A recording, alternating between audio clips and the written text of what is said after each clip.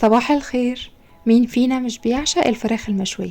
ادوني سبب واحد يخليكم تشتروها من بره بتكلفة عالية وانتوا ممكن تعملوها في البيت بكل سهولة من غير وقت ولا مجهود، وفي نفس الوقت مكونات التتبيلة كلها موجودة عندكم في التلاجة. وصفة مفيهاش غلطة. اللحمة دايبة دوبان، شايفين الجمال؟ واخدة لون جميل جدا من بره، والريحة بتاعتها خطيرة. تتبيلة واصلة لكل اللحمة بتاعت الفراخ، حاجة كده من الآخر. واجمل حاجة فيها ان هي وصفة منقذة بتتعمل في دقايق حرفيا. وعلشان نعمل التتبيلة القمر دي في الميكسر او في الخلاط، هنحط بصلتين متوسطين الحجم، طماطمتين، فلفلاية رومي حمرا وفلفلاية رومي خضرا، وممكن نستبدل الفلفل الرومي الاخضر بقرنين فلفل سبايسي الاخضر، بيدي كده طعم سبايسي شوية للفراخ، بيبقى جميل جدا.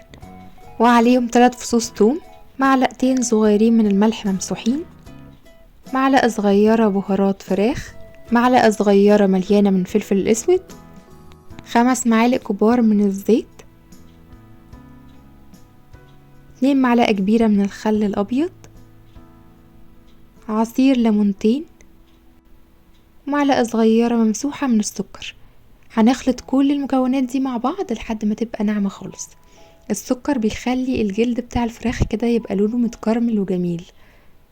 غسلت الفراخ كويس جدا وصفتها، وبعد كده هحطها في التتبيله.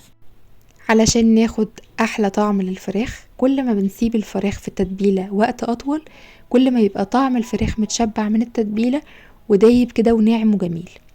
فانا بسيبها ليله كامله في التلاجة، بغطيها كده بستريتش واسيبها ليله كامله. وفي نص الوقت لو انا حطاها على ظهرها بروح قلباها على وشها عشان تاخد التتبيله من كل الاتجاهات. لو حطينا تتبيله على الجلد بتاع الفراخ فهو كده مش هيوصل للحم.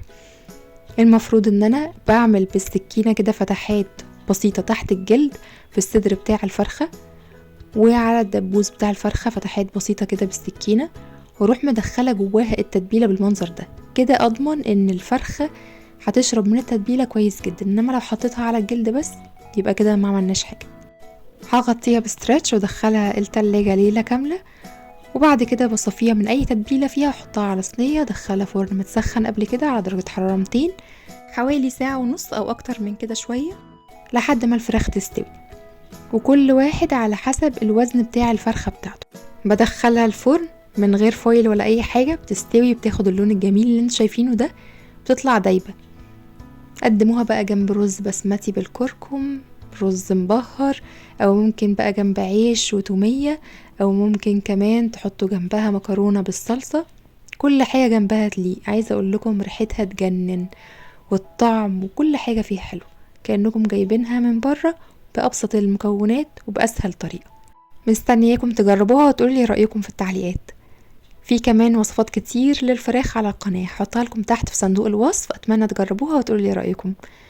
وفي النهاية اتمنى من كل قلبي ان الوصفة تكون عجبتكم. كنت معاكم نسمة الخياط، وما تنسوش اعملوا سبسكرايب للقناة وفعلوا الجرس عشان يوصل لكم كل جديد، ولايك وشير. باي باي.